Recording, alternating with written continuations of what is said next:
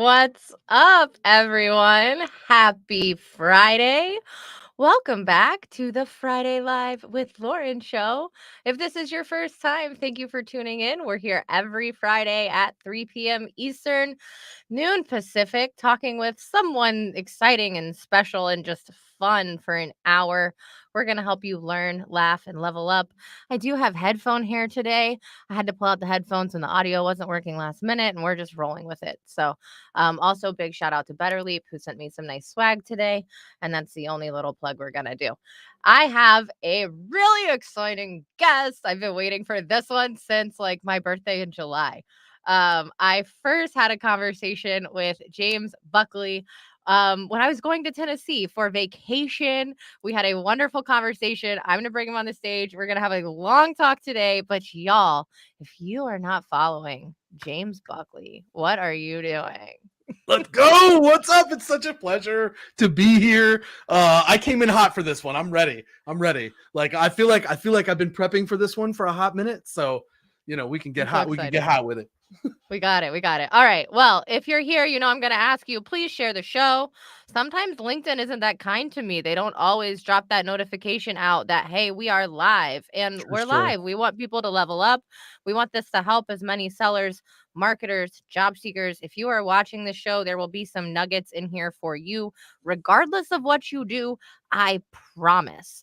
If not, feel free to email me. I don't check all of my DMs just because I get a lot, but feel free to email me and yell at me in email. And I'll get back to you there. But for now, we're going to talk to James. James, it always makes me big first. So it's going to be like me, not me. James, there we go. Boom. Who is James Buckley? Oh, what a good question. What a nobody, right? Like unknown name. I don't even know how I began this thing and got like built what it became. It wasn't intentional, I assure you. So James Buckley, who is he? I have a felony background. Just kidding, but not really.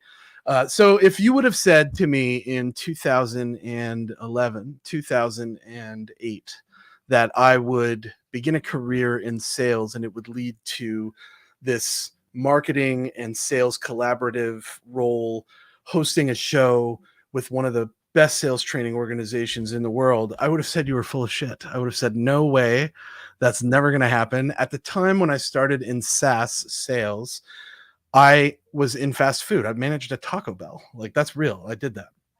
Right. So then I move over to SaaS sales. Now, keep in mind, I had sales experience in my background, but I had been in food for a long time. Once I got into sales and started to use all these personal skills that I had developed in my 15 years as a restaurant person, it started to become very natural for me. And that translated well on the phones, approaching a table and saying, welcome to Applebee's. My name is James. I'll be your server today. Can I start you off with a margarita or maybe some nachos? Became the opener that led to that cold call, right? So eventually it became very natural. And I think I fell in love with sales because I was able to put all these personable skills to good use by knocking down doors, literally knocking doors for a couple of years and cutting my teeth in the make a relationship with a stranger space, which I don't know if you guys know, that is the role of a sales professional. Make a relationship with a stranger. It literally is. It's so funny. This initial conversation is coming back to me where we were relating sales and hospitality to each other. I'm sure y'all will dig into that a little bit too.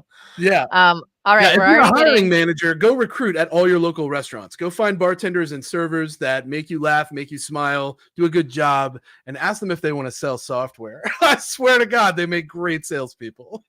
They really do. They're always thinking ahead. They can deal with all of the bullshit. Upsells. They're used to rejection. Yeah, they're used to add-ons. They want that golden ticket. Y'all, I'm already getting a little note from this is Trevor. Thanks, Trevor. LinkedIn is glitching. So y'all, LinkedIn is glitching with the live stream. Head over to YouTube if it's not working for you. We are on YouTube. We're also on Facebook. Hi, Billy. Hi, Mark from South Florida. If you're tuning in, let us know where you're tuning in from. We don't know if you don't tell us. That's the only Hey, South Florida, about. that's my hometown. I'm from Miami. Well, I'm in Delray. I do know in that. Boca. Well, I'm actually working in Boca right now. All right. Mark's in Boca, local to me. We got some local people who tune into the show, which is nice. We need to get some more people in Tennessee tuning into the show. That's true. We do. Chris Jarvis in the house. What's up, Chris Jarvis? Thanks for tuning in. Yeah. So let's move forward because I want to talk about how I ended up in this sales training role and then what that became. I think that's really interesting for a lot of folks. There's this traditional path that salespeople follow, right? They do this like, I'm a bartender yesterday, I'm an SDR today.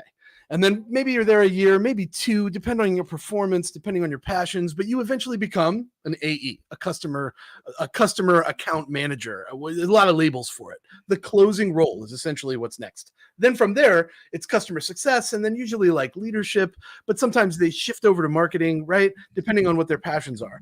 I went into like this hybrid role where I wanted to like build pipeline and manage that, but then I also wanted to create. I took a lot of my cues from folks like John Barrows and Morgan J. Ingram really early in my sales career, 2016, 2017. Then it was strange. We all became friends. We ended up at the same events. I cornered John on an expo floor at a SaaStr conference once. It was like, oh man, I love what you do. And he was like, yeah, kid, high five, right? And he like bounced away from me. And I was like, oh, one day I would love to work for that guy. I said that like in my brain out loud, almost at the booth that I was working, like, yeah, one day I'm gonna work for that dude. Right. So fast forward a couple of years, 2019, we had all become a lot closer. I get this call from John, and he's like, the way you make people feel is incredible. Do you want to do it with me? Like, that's how he pitched me on the job. And I was like, yo, like, sign me up. So that was how it went in 2019. And we started this thing with the show. And I think what we've learned is that there are so many things about the state of sales that shift and change constantly. And we have to like always be presenting these things that work to the active sales community. It only works for a little while. And then it sort of fades out because everybody starts to do it, Yep. right? It catches wind, it catches fire. So then it dies a little bit. But guess what? This is a circular world and it all will come back. One day video will die. People will be like, oh, I'm so tired of getting sales videos. It's not happened yet, but it's going to happen eventually. And when it does, it will die out for like 6 months and then it will come back. InMail used to be the hottest thing in the world, right? And then people were like, oh, screw InMail, right? Why are people sending me InMails? And now if I have been poo-pooing on InMails for years, but I found a good use case. So we'll talk about that when we get into the state of sales. Okay, I'm excited for that one. I'm excited for that one. All right. Okay, yes. Felipe, we know the video and audio are buffering. I'm so sorry. Liz was kind enough to drop the YouTube link here. So y'all switch over to YouTube. Shout out to Liz for being the realist. She's here actually co-working with me today. And Jackie has already called out that we are bringing the energy. Did you expect anything less? Come on, Jackie. This is what it is right here. Jackie, look, I wore my casual Friday, just a t-shirt today. Casual Friday. Yeah. We posted about that today. Jackie's in Michigan. Shout out Michigan. I love it out there. The D is where I go. I got some friends out there, so we spend some time out in Michigan. Good culture out there. I've never been. I'll have to come visit. Do you want to talk about like some strategy stuff that we can give the folks that are here? Shout out to everybody that's in sales. It's a tough road right now for cold prospecting. Dude, it is a tough road for cold prospecting right now. I'm really blessed, in my opinion, that, listen, I went off on my own. I went into recruiting. I've had a good year. I have some great clients, mainly in the SaaS space. But y'all, it's been a tough year for sellers and job seekers. So we want to go over some stuff that's going to help you, that's going to really help you level up, and that you're going to walk away and say, damn, I learned something on that show today. And maybe your boss will let you come back and tune in again next week. All right. So the first thing I think we should talk about is what's happening in the email space, because for years, I want to say that this has been the dominant channel for sales communications, right? And I think we'll all agree, like, email is the most heavily used channel for anything marketing or sales. We can put those in both buckets and it's going to be true. If you ask your lead email blast human that's running the big monster behind your marketing team, they're going to tell you how many emails you send every day as a company. It's in the thousands, okay? Like tens of thousands in some cases. So it all depends on the sizes of your list. That's why it's getting really hard for salespeople to break through that ceiling. So here's some tips that I think every salesperson could use. There's two of them that are really going to help you. One of them is a straight up like human nature brain chemistry tip. Here it is. look in the damn mirror and read your email out loud. Does it feel like you? Does it sound like how you talk? Is that what you would say to somebody, exactly how you say it in that email? If not, stop. Go back, rewrite that email, and read it until it sounds like you when you say it. Because that's the human touch that's going to up your response rate. So go ahead and read it out loud in the mirror. Are the tones right? Do you have like inflections when you say things that you wrote? Right? This stuff is all very important for the way that customers, potential customers, perceive the language that you're using and read the words, right? The second one is not a brain chemistry tip, it's a writing tip. I have a writing degree. Admittedly, I'm probably the typo champion of the world. No one has more typos than me. Shout out to Grammarly and Lavender for constantly helping me with my typing. Here it is. The best skill that a writer can have, especially a salesperson, is the removal of unnecessary words. Go through when you read it out loud and think about all the extras. I'm very excited to speak with you. Excited to speak with you works just fine. Shrink it down. Here's why. A couple of reasons. The first one is that, and this is Beck Holland. I don't know if anybody follows Beck Holland, let us know. Beck Holland, very good friend of mine, extremely intelligent sales professional and trainer, right? Works directly with Keenan over at Gap Selling. They did this big tour. One of the things that she talks about is what our eyes do when we read a sales email. They read, who's sending this to me, right? Hi, I'm this person, right? Who sent this? Then they're like, what do they want? And they skip down to the bottom first, and then they fill in the gap. They go back to the top and they fill it in. This means that everything up at the top and at the bottom is the stuff that probably you want to focus on first in a lot of ways. So remove the words in the middle so that they're so small that the top and the bottom are probably the most impactful. This is a writing tip that works really well in your favor as a prospector.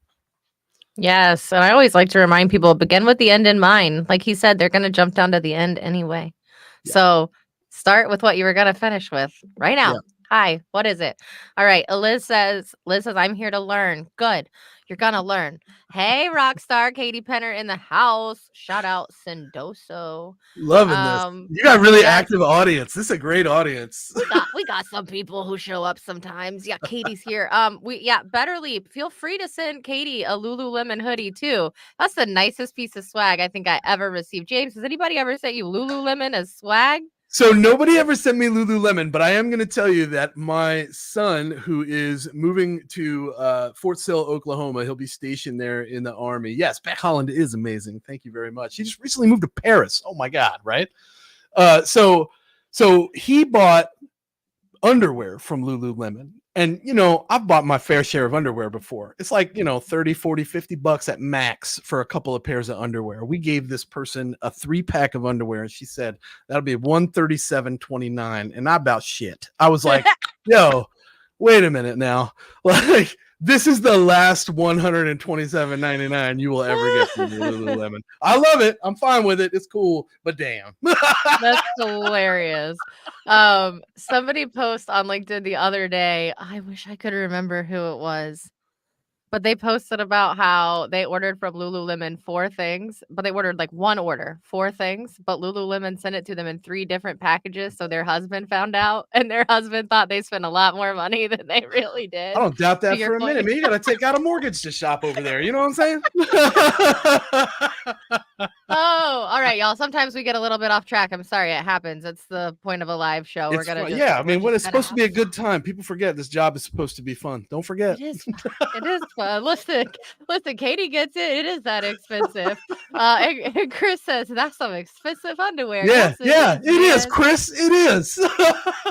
Trevor says the audience is hot. Yes, you guys are. Thank you, Trevor. I so appreciate you guys tuning in. Trevor's got a hot show. Go check out the Hotness Unleasher show. Oh, nice. And James, my parents in Tennessee. What's up, Mom and Dad? James, up there what's in Tennessee up? I'm y'all. In Maryville, but I think they pronounce it Merville here.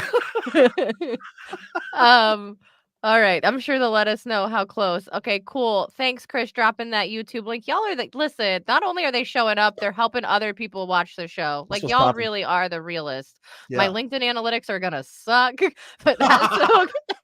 It's all right. It's all good. It's all good. All Okay. right, Do all you right. want to Back talk a to the little state of bit? sales. Let's Well, go go ahead. ahead. No, you go ahead. I was going to talk about InMail because I feel like I finally That's what I struck got some coming up. gold there.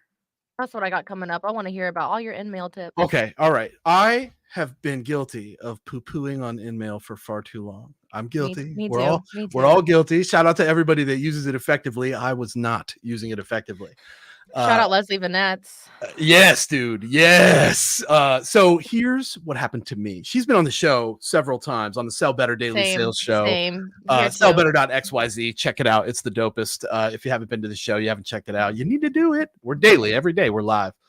Okay, so InMail has traditionally been a channel that salespeople were using to do something different, step out of the norm, right? The problem is that when you send somebody an InMail that you're not connected to, it comes through the inbox, the thing that they've already been ignoring. Here's what I've learned. If it's just a give and there's no ask at all, people will respond to your InMail and say, thank you. And then the conversation hath begun. Ooh. So here's how I've been starting it, right? Door open. No shit. This is my first sentence in every InMail that I send now. I say, I have no ask of you, just a give. And then I go, this right here is useful. It's going down on this date at this time. Hit me up if you have any questions. Enjoy your, and then I put the day that it is today, right now, today. This is like a red flag that says, I wrote this for you today. I say things like, based on your profile, I think this would be useful for you. Based on your role currently, I think this would be useful for you, right? And it's just a give. And then enjoy your day. Ba-ba, I'm out. I can't tell you how many people are like, thanks for sharing, or, hey, curious, with no ask, what's your plan for conversion? And I'm like, funny, you should ask. Let's connect, right? Conversation, that is the goal. So stop using InMail and thinking that you're going to stand out in some mystical way by hitting them in their inbox where you're already hitting them with some other kind of message, right? If they haven't been responding to one part, they're not going to respond to the other if it's in the same place. No, you cannot just straight up ask for 30 minutes. I have given up altogether in asking for time. And instead, I just go, is this interesting or is this worth a chat? And like, that's it. Because I just want engagement. That's the first thing that has to happen. The chasm I have to cross before I can do anything else. Engage with me. Talk to me. I love it. I listen, the fact that people still say, like, Katie, I want to laugh so hard, but like, this is my inbox right now. People are like, Lauren, why don't you check your inbox? Because I have 500 of these. I have 30 minutes. Can I have 20 minutes? You have 20 minutes just to review my resume and let me know if there's any roles that you'd ever have on file for me ever in your whole recruiting career ever. No. Sorry. That's my little tangent for the day. I get it. No, I know exactly what you're saying. But I'll say it like this, and I've heard a couple of people say this before, but I've been saying this for years. If every decision maker everywhere took every call and every opportunity to connect with every sales rep that ever reached out, no actual work would ever get done. They would simply be back to back in every sales meeting possible. Understand, you are one of many that are vying for these individuals' time. And it's their job and their gatekeepers' jobs. We'll talk about gatekeepers here in a minute. It's their job to protect that time and make sure that they're spending it on shit that is valuable for them, their company, their teams, their growth, their prospects, their customers, everything that matters most to them. Guess what doesn't matter? Your pitch. Your pitch does not matter until you earn that right. And then you can pitch them on something valuable for them. I love it. Earn the right. The right. That's right. A lot of people won't take the time to earn the right and they just demand the right. And then they wonder why they never get the opportunity. Most of the time when I talk to these people, it's because they're receiving a lot of pressure from overhead to do more. That's the generational gap that we're seeing in business today. There's so many leaders that are pushing downward and saying more calls, more emails, more doors knocked. This is not 2002. I call this corporate math. Do the work of 12 with 9. Yeah. Corporate math. That's actually pretty good. I like that. Do the corporate work of 12 with 9. That's not bad. You want to So the talk about other cold calling? Let me know when you want to talk about cold calling. That's my well, favorite. we're gonna move into cold calling right now. The other thing I want to say about the like in-mails and we're getting into cold calling right now is that I get a bunch of in-mails. Okay. An in-mail is a lot easier for someone to click and send behind a keyboard. How many times do you think this bad boy rings a day? Is it cold? Cold? I mean, we're not gonna talk about my social life. So yes, cold. Okay. I'm gonna say that you get 5 cold calls every day. Not at all. Not at all? Not at all. Oh man. I give my I'm phone number out lucky. everywhere, so I get a lot. Listen, I will literally after this show, I'm not kidding. I was thinking about this earlier today. I'm gonna post my email, my phone number, everything just on LinkedIn. You can already find it on Apollo. You can already Oh, it's find it on everywhere. any script. Yeah. It's anywhere, right? I'm gonna post it all. I maybe get 5 cold calls a week. I give it out A live on week. shows like this. You can call me anytime, 305-632-6005. Holla. There we go. 407 600 5372. Y'all, Oh, just don't call snap. me live. Just don't call me live right now because I'm on airplane mode and I won't answer it during the show. That's true. I'm on Do Not Disturb. That's true. Right. But the thing that bothers me is that people complain that they can't get through on a really busy channel, Mm, but then they won't do the thing that would actually be super simple for you to stand out it's true. because It's it's more true. uncomfortable. Because Yeah. it's more uncomfortable to make a cold call, Well, not right? only that, but it often I think we feel like it doesn't serve our goal. So we become selfish. Mm. Yeah. Can you get the same thing across in a cold call that you'd want to get across in an in-mail with no ask, with just a give? Sure. I will cold call sales leaders all the time to invite them and their team to do something, download something. I've got this resource. I'm reaching out to people like you so I can deliver it. Sometimes I'll even take it a step further and like I'll prove that we know our shit. I'll be like, hey, I want to send this. And they're like, yeah, go ahead, send it. Thank you so much. And you're like, totally. This is the email I have for you. Is it right? And they're like, yep. And you're like, okay, look, I'm going to send you a plain text email first. When you respond, then I'll send the attachment because deliverability is tough today. And you know that, right? And they're like, totally. It might be a couple hours, but every time I've done this, I get the response like, hey, James, got this, ready for the resource, right? And you're like, bam, Ooh. now the drawbridge is down. So I can send attachments and links and anything I want, really, because it's going to hit the intended inbox. So you got to be smart and you got to tell these people, like, I'm the expert. I know what I'm doing. Let me help you. I love this. Y'all, if you're not like writing these nuggets down right now, I know you can go back and watch it later, but for free. Ask your questions in the chat. Okay, hold on. Katie says, James and Lauren, you got to fight for your right to party, but instead you got to fight for your right to get meetings. Music true. video dropping soon. Katie, you tagged me in like the worst content ideas ever. Maybe we could film that and post that. No, I'm just kidding. I think you're lucky to get a meeting a day today. And I think that should be the goal of every single seller out there that is responsible for pipeline. Some sellers are not responsible for pipe. Most sellers are responsible for at least a percentage of their pipe if they're full cycle. So I feel like there's this element of like, shoot for one new meeting a day. If you can shoot for one new meeting a day, that is a healthy practice for your pipeline and the consistency with which you are having new business come your way, new opportunities develop. All right. What else do the people need to know about cold calling before I drop a surprise topic on All right. Leave a voicemail. All right. Leave a voicemail. Like, oh my God, leave a voicemail, because nobody else leaves a voicemail. When they get it, they just click. And if they're using a dialer, oftentimes it'll just blow right by when the voicemail picks up. So you don't even get the opportunity to. And I know what you're thinking, nobody calls me back. That's not the purpose of a voicemail.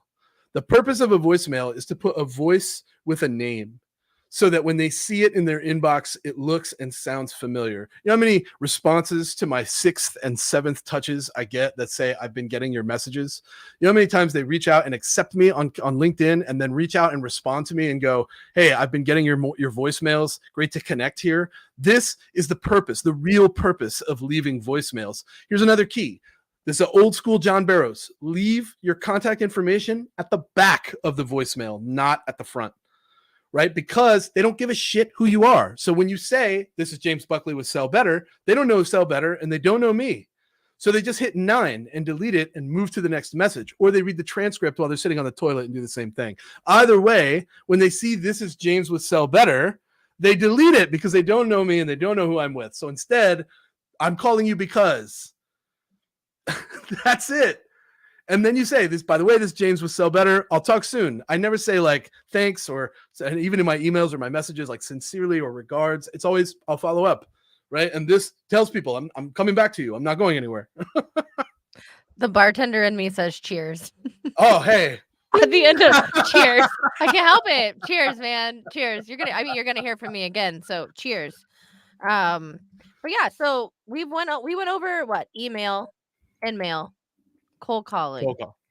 I'm gonna drop one on y'all. Instagram.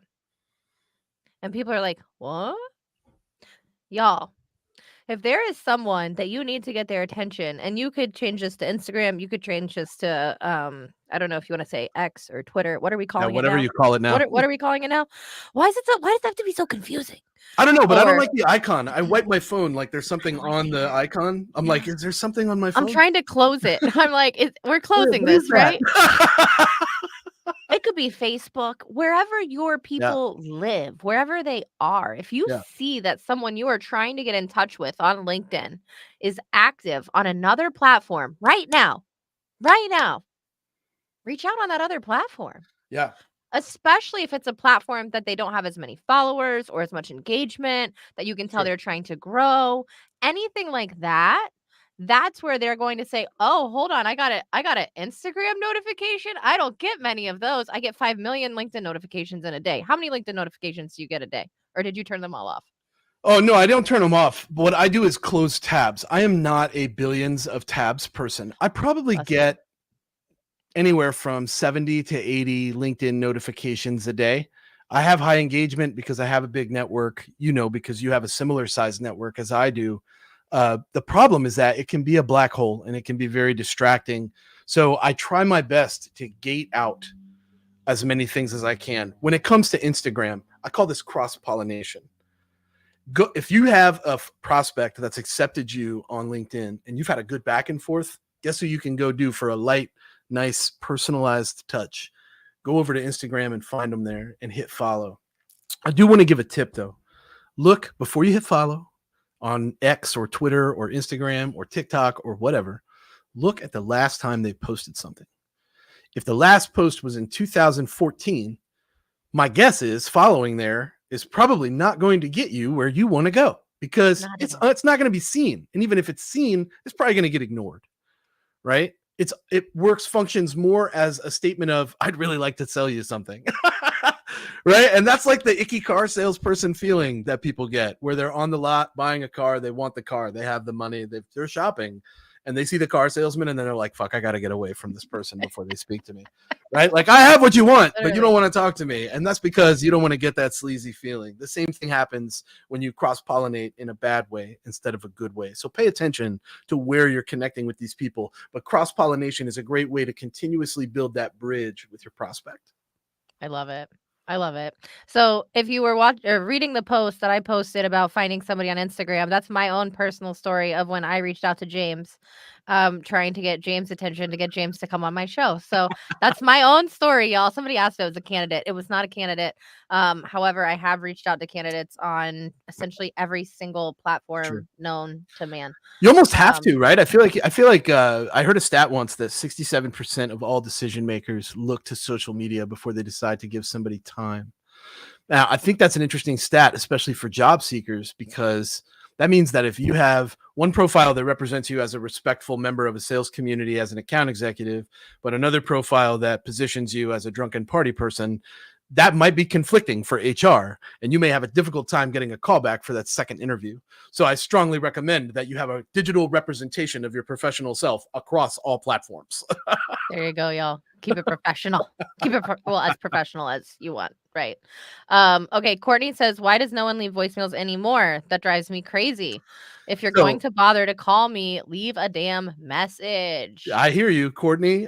My initial reaction, I'd be interested to know what yours is I think people don't leave voicemails because oftentimes they're using technology that skips that part because their leaders have put together this place in their brain where like, we don't want you talking to voicemails. We don't want you leaving voicemails. We just just want you having conversations. We're going to call There, 5 numbers at the same time and just hang up on whoever doesn't pick up. that's right. And you know what? There's a place for that. It's in call centers and it's in giant SDR teams that are calling with scripts. And there's a place for that too.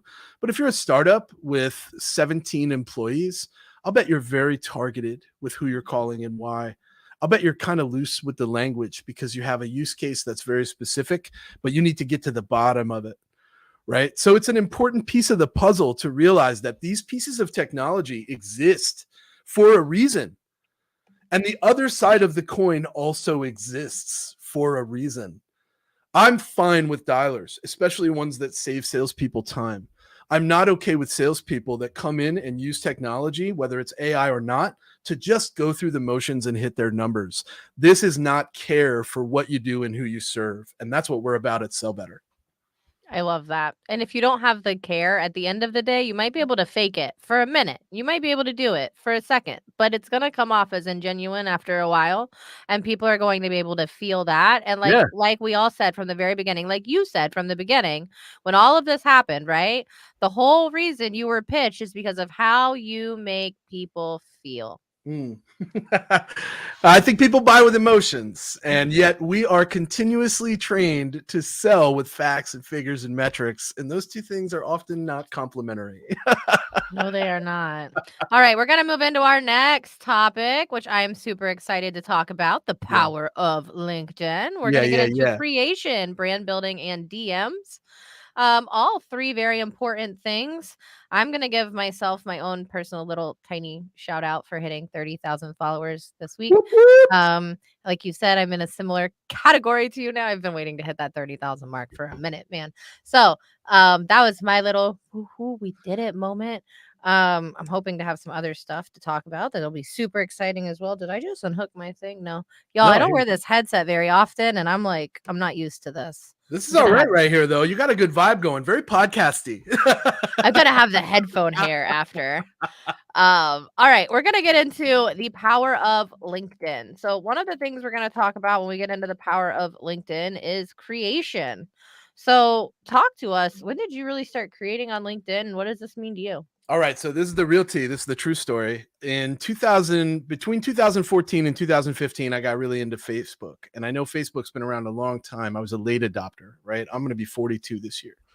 I went to college as a non-traditional student, and I took a PR class, and it talked about our professional representation online and how important that was for our careers.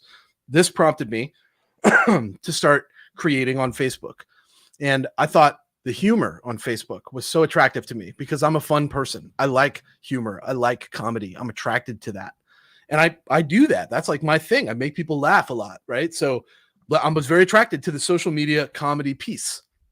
In 2016, I started at a company in 2015 called Cirrus Insight, which was a Salesforce and inbox integration tool. It was my entree into SaaS, software as a service.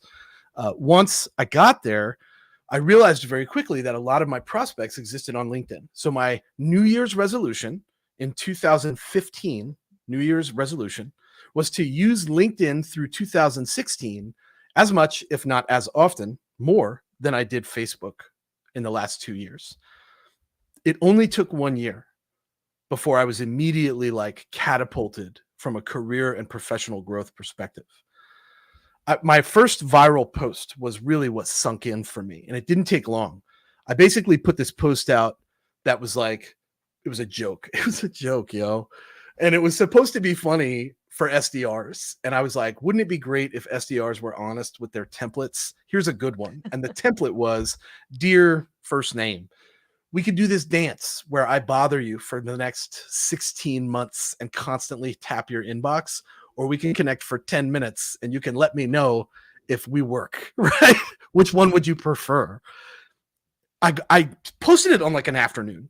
And then I came back the next morning. I left, LinkedIn. I had 65 followers at the time, right? And I had only been an SDR for a year.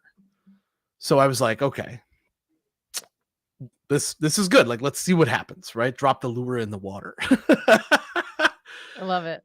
I come back in the next morning, 219,000 impressions like 22,000 comments. My DMs were bananas.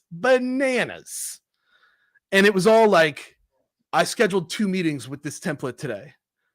And then this other person was like, I received this message word for word 3 times today. And I was like, I had to put in the comments, like, guys, I was just kidding. Like, it was meant to be a joke. But I spent the next 6 months following up from that one post to all these people. And I developed like 65 opportunities that were tied directly to this one post. And I thought, there's something here. This path to connection makes a lot of sense. So creation for me catapulted my sales career into a hybrid role of marketing and sales and funnel management and content creation. And then, of course, training and coaching, because naturally I was attracting all these people. And, obviously I gave it a name. One of the most common questions that I got after that was, what do I say when people say this? And what do I say when people say that? And I was like, I got to give this thing a name. Say What Sales was what came out. And that made a lot of sense to me. And then I came up with the slogan later, if you're a salesperson, we're the same person. And that's what started attracting a lot of salespeople. I started saying it and writing it and all my stuff. So this is what basically took my career from A to wherever it is now in the alphabet. I don't even know, to be frank with you, like where it goes from here. I couldn't tell you. It's all, I have a plan, but that plan is contingent on the success that I continuously develop in the now. So this is LinkedIn and creation as a whole for salespeople, which I think is the future of sales. I love it. I don't have that big of a story, but I will say I posted once, I don't know, probably about a year ago. And it was a joke, right? As most of these posts come off. And it's me, and I'm sarcastic and I have a sense of humor. And it essentially says, I think it like literally says, if I'm not recruiting for you, I'm recruiting from you. And it's like me with my arms crossed, like whatever. But it's like me kind of being a little sassy, and that's who I am. That's who you are. So I get an SDR who messages me. And he's like, hey, Lauren, would love to introduce you to our founder. We're looking for other SDRs on our team. Saw your content. And I was like, hell yeah. An SDR saw my little sarcastic, funny post and said, let me introduce you to my CEO, who then became my clients like a week later, all because of that one little joke post, right? Yeah. I have a story that just happened to me this week where I had a piece of content that was about video or about sales in general. An SDR saw it. Him and I had been connected for a while. We had a great conversation 2 times where I helped coach him through through the issue. Next thing I know, the person at that company that I sell to reaches out to me, thanking me for helping the rep. I said, hey, I think we could do some more stuff together. I got a lot of ideas. I'd love to share them with you. She's like, yeah, I'm free next week. Are you? Boom, meeting scheduled. Right? This all comes from the creation of content that we put out there that is a representation of the value that we can deliver to our prospects. There we go. And with that, if you haven't liked my post today, go to my page and like post right now. Thank you. Go like all my stuff at Say What Sales. Shameless plug. Go like our content. We create it for a reason, and we do make some money off of it. So go like our shit. So ridiculous. That's funny as hell. Well, y'all, this is the realest show on LinkedIn, and that's just real. So go like our shit. Thank you so much. Whoop, whoop to that. Yes, ma'am. Yeah. All right. What's up, Paul? Happy Friday, my friend. What a fascinating story is right. You didn't say my story was fascinating. Thanks, Paul. Thanks, Paul. All right. Next thing we're going to get into is brand building, because it's a thing. I have a lot of people ask me questions about it. Is it something that when you first started, you had this whole idea? What is my brand? This is what I'm doing. This is the goal. I know I didn't when I first started. So let's hear your story. What is brand building to you? And what was the idea when you first really started building a brand? So for me, brand building didn't strike me until that post went viral. Until then, I was just prospecting on LinkedIn. I really didn't have the lure attached to the line in the water, if you know what I mean. I was just throwing the weight out there. If anybody fishes, you understand what I'm saying, right? With no hook, there's nothing. What I realized was that I needed to be more consistent with this. So gave it a name, figured out that I could talk to salespeople directly online and then engage with the folks that engaged with the content I created, and then began my DM campaigns. The DMs became the vehicle that would allow me to start a conversation, and I would naturally move it over to email after our initial meeting. At the time, there was a product called Schedule Once. I think it later became something else. Now, Calendly, Chili Piper, HubSpot, Cirrus Insight, Yesware, Outreach, SalesLoft, they all have a calendar link of sorts, right? So at the time, this was the hot way, right? People were like, oh, this makes scheduling really easy. I'm going to use this. So it was nothing to go from the DMs to, yes, I want to call, right? I'll talk more about this with you, whatever the context was, to email. Because the second we put something on the calendar, manually or we were immediately in email. And that was where business took place at the time. And this became the norm for me for 2 straight years. The number of demos that I've scheduled, my record for the number of demos using my brand in 1 month is 56. Wow. Right. And that was like ridiculous. Even my manager at the time, Zach Metters, shout out to Zach Metters, formerly of Cirrus Insight, turned to me and was like, dude, what are you doing? Can we just look at what you're doing for like a day? And I felt like all I was doing was creating and then netting the result of that creation. And it was the only thing I was doing that was different. The problem was when I took over the business development team, I thought everybody could become creators. And I ended up struggling to get other people to be as passionate about creation as I was. So it's important that you realize that what you're creating might just be specific to you because you're passionate about it. Not necessarily something that everybody else could post about, make stuff about, do stuff with. And it's kind of human, right? The DMs were very human. My belief still remains that human touches, and I think I heard this on the last, it was Will Allred on yesterday's cold email review show. Will Allred from Lavender, shout out to my friend Will. He said that personalized emails right now, just emails, forget about the DMs for just a second, but let's personalize DMs as well. You could probably put a similar percentage on it. Have a 12,000% increase this year in response rates. So what's happening is all this AI and this tech is coming into the space. And because it's coming in at such a massive tsunami-like fashion, all of our buyers' defenses are being built way up. And they're like, whoa, so much outreach. I have to figure out like what's being written to me and what's being automated. And now there's so much AI tech out there. Even the mouths moving in videos is tough to. I got one the other day where they were like, "Hi, James," and I could see the little blur in their mouth, when they're "Hi, James," right? And you're like, "Oh, man, I'm so sorry, but this is not going to cut it," right? I can see your falseness. So we have to know this. That's right. We have to know this. No. So the DMs have to be that way. And it's because they're a representation of your brand. Your brand has to be something that's magnetic, that people want to talk to, want to connect with. If it's not that, then it's a brand that's actually functioning as a bait and switch. And that is always a terrible taste to leave in a buyer's mouth. 100%. And you can learn to build your brand and then later work on the social selling aspect of that, y'all. Like, you don't have to jump in headfirst into everything right away. I got to be able to do it all right now.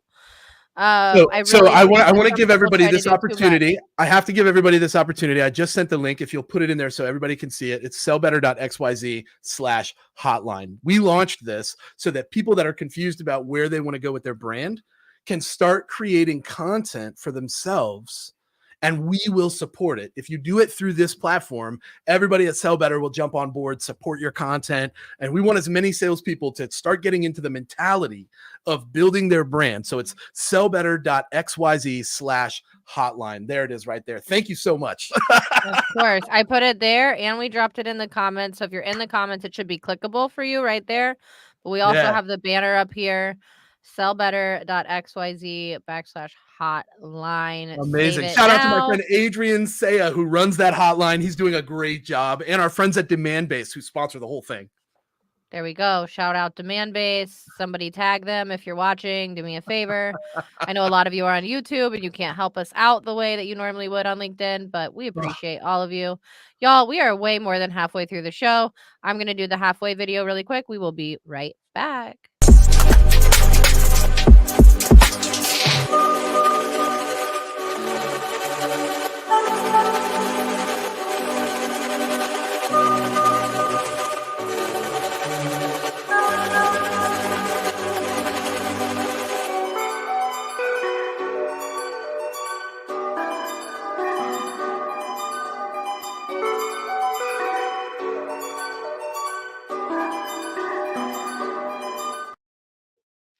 Did you guys notice what I just noticed? That there are only 3 shows left this year of the Friday Live with Lauren show. This is episode 49. Let's bring James back. What's up? Episode no. 49. Congratulations. Dude, every time I see it and it's getting smaller and smaller and less people left, I'm like, what are we gonna do for like a month and a half off? But you know what I'm gonna do, y'all? I'm repurposing a year's worth of videos into short form content in a month and a half. Yeah. Pray for me. That's Pray the for way. me. That's the way. It's going to be good though. Check out CapCut. I think can help you. There's a lot of Yep. AI tech out there that can make good clips now. There's definitely, I think I have like 4 or 5 and I'm using them all in pieces, trying to figure out which one I like the most. So if not all of my branding looks the same right away, y'all, that's why. But definitely recommend starting your own podcast. You'll have content for years and you get to talk to really fun people like this. The long guy tail here. value of podcasting is unrivaled. It really is. And the funny thing for me is that I literally like woke up on a Thursday and I was like, I think I want to have a talk show and I want to start on a Friday and we're going to go tomorrow. I'm going to go to the store and buy this microphone. Let's make this magic. Well, in the beginning, I didn't even have a microphone. We just did it at my home office. And then like 4 months in, I showed Leslie Vanette my numbers and Leslie was like, Lauren, your numbers are really good. You should like maybe consider doing this a little more professionally. And then we moved into a podcast studio. And then we got a year's worth of guests booked out. I think in like when I messaged you, I was almost done booking out guests, which was really nice to not have to worry about the rest of the year. I don't know how you feel, but it's so nice. It happens so fast, doesn't it? Like we think it's such a challenge, but once the momentum comes, it's like a wave, you know, and you ride the wave, and along the way, there's all these things that happen, and you can work on it. It's such a fun project at the same time. It's an investment in yourself. 100%. And it's funny if you see like you play little clips from the first show to this show and like all in order. I'm like, oh my God, look at how much better it is. Yeah. Shout out to your nails. I see your nails. My wife gets her nails done every 2 weeks, and I always respect the nails. We got the galaxy nails. You guys, like that's the Earth. I got the moon on this side. What? Yo, that's fire. They're pretty nice. Did you know that Australia is wider than the moon? I do now. You should have saved that for the end. Oh no, I have a better one for the end. Okay. All right, y'all, we only got 10 minutes. We're gonna like run through this stuff, but really quick, I got a lot of people who come on. Obviously, I'm a recruiter. We got a lot of people who are looking for their next job. Okay, either openly looking or you are passively right now not wanting to tell your boss you're looking, and you're quietly connecting with people like me, asking what I have in my wheelhouse. It's just the truth. Sorry, not sorry. Your boss is probably connecting with me asking the same thing. Okay, so I want to talk about, we've talked a little bit about DMs, emails, sales tactics to stand out. Y'all, my biggest thing I want to say to you, if you're watching and you are a job searcher, is everything that we have said you can use in the job search. Every single thing. And if you're not using it and you're not getting interviews and you're not getting a new job, that's why. Use a sales approach and go out and show these people why they need to work with you. Earn the right to talk to them. Earn it in that DM. Earn it in the email. If you need help, this is the one thing I will do for you. If you email me, I'll drop my email up here, lauren@lessonswithlauren.co. I will send you 3 templates that I use with my clients to reach out to hiring managers that you can customize that will show that you will earn the conversation. Okay? Earn it. What do you want to say to the job seekers watching? All right.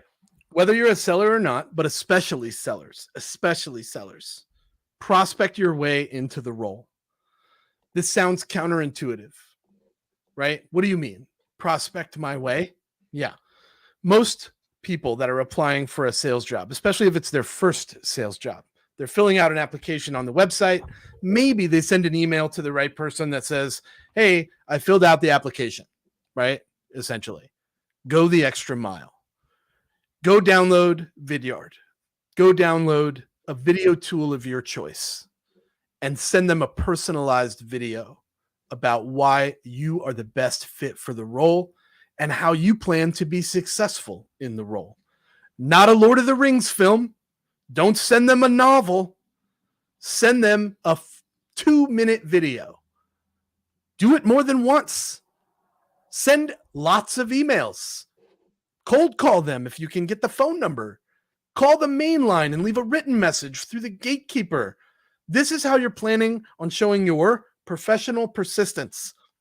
It is a reflection of how you plan to do the job of a sales professional inside the company. I know there's probably some non-sales people here. Oh, I'm not going to go for a sales job. Fine. Still, take these steps. Earn that attention. It will stand out. You will earn more shots at the goal. And that, in the end, is what's going to set you aside from 90% of the other applicants reaching out just doing the thing that's expected and nothing more. I love it. And like you said, you don't have to be going for a sales job to job search like a seller. That's right. Okay. I could be going for a marketing role. I could be going for a human resources role. I could be going for another recruiting role. That's right. Which recruiting is sales, but that's not here nor there. Different conversation. That's a whole new show. Whole new show. All right. Okay, so we talked about job searching. Now we want to talk a little tiny bit about predicting the future. Yes. We only have probably like 5 minutes to cover this, so we're just gonna have to go. Okay. But let's talk about predicting the future. What you think is coming up? Okay, so I'm going to give a couple perspectives here because I've been talking about this with John Barrows, and I think his perspective is very, very interesting as a coach, a trainer, somebody that lifts salespeople up and raises up the profession every day. He believes that the SDR role will be gone in about 2 years. I think there's some validity to that, but I think there will always be SDRs. I just think that 1 or 2 will suffice for most companies, no matter their size. And I think it will become a specialized role as opposed to being a starting point for sales. Here's why I think this. It won't be long before AI is already writing for us, right? It's already happening. We're seeing it. We saw it a couple of years back with Shakespeare, and now we're seeing it like baked into products that do outreach alongside salespeople. What does this mean? It means that there's a need for mass outreach at scale, but batch and blast has become essentially ineffective. So my prediction is that a long overdue shift will become evident in sales over the next year, 2024 specifically. I think we're going to see a combination of technology and humans that's going to be worlds apart from what it was used for in the past. It was used for mass outreach. It was used for generative, help me do this job, right? But now it's going to be used more as an education tool, a research tool, how to arm salespeople for what they need to be effective. But it will also be used on the other side, educating buyers. It will also be something that stops salespeople from sending garbage, trash emails that are batch and blasted. For every piece of technology that's currently coming to the forefront that helps salespeople, 2024 will be the advent of tools for the buyer that stop salespeople. So what this means is the salespeople that learn to remain human, but leverage all this great tech that's coming their way for things like buying signals, conversation signals, connection signals, and even messaging that's a foundational structure that they can then turn into something meaningful for their prospects. These people will be the cream that rises to the top. And sales will continue to push out that bottom 10% that's just coming in and going through the motions. Hey, boss, made my 50 calls. I'm out. Have a good day. Right? Well, did you schedule a meeting? Nope. Made my 50 calls, though. I'm out. Right? These people will no longer be valuable. These people will no longer be relevant. These people will no longer exist in our space. And thank goodness for that. Because I don't feel like those people do a great job representing the sales profession for what it truly is, an opportunity to help strangers better themselves, fix a situation, or improve something that exists. It really is. And if you don't have commission breath and you're not icky about it and you really are in it and you're coming from a good place of trying to solve something and trying to fix a problem, you will be the best seller at your org. But you have to come from that pure place, because the second that it's, hey, I'm here to make that commission check and that's the only reason I'm here, you're not going to be the top of the leaderboard every week. You're just not. If that's you and you're at the top of the leaderboard every week, get in. Don't message James. Just come at me. I'll fight all of you. Don't message James. Because I don't believe that it exists, right? Do you believe that exists? I don't believe it. I think that you have to have that actual pure good intention. And I think that that's why, and correct me if you think I'm wrong, but I think that that's another reason why that the people who are really, really good at hospitality, the people who get it, they're also really, really good at all kinds of sales, because they do actually have that ultimate goal of service. And if you are really good at sales, you do have that goal of, if I can fix this problem and I can solve this, that is a service to that person. So I want to agree with you, but I want to put a caveat on it. That's okay. The restaurant world is still the law of averages. That is true. The more tables I turn, the more tips I make, the more money I go home with at the end of every night.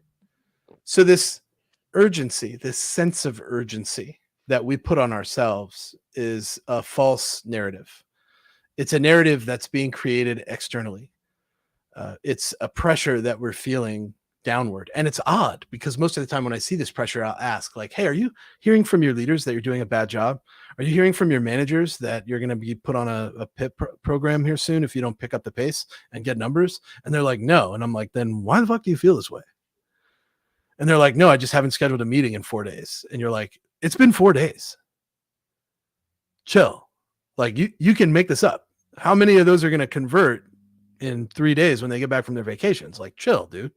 Right? And you say these things to people and suddenly their brain like opens up and they're like, oh, yeah, you're right. So I'll say the same thing that I always say. Keep prospecting. That's the real win. Keep that pipeline full. A big fat pipeline solves the majority of your problems. That I can promise you.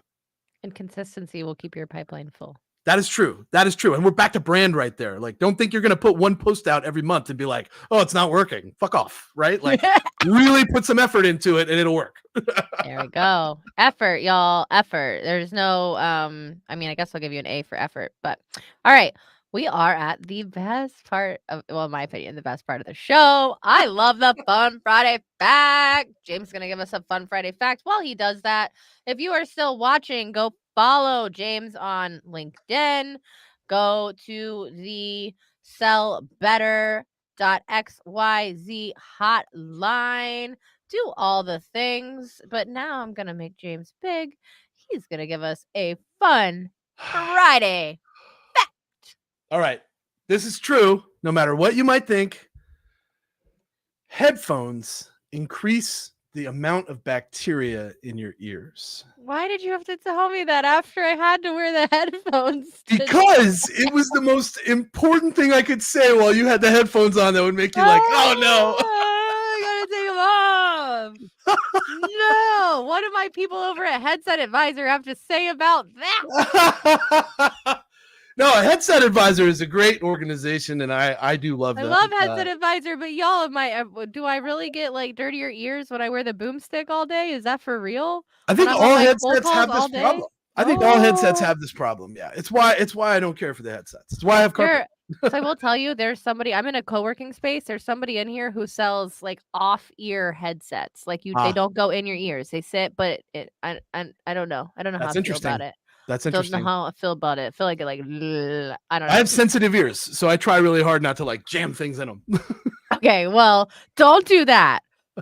Y'all, this was fun. I've really enjoyed this. Thank you so much for coming and having this hour with me today.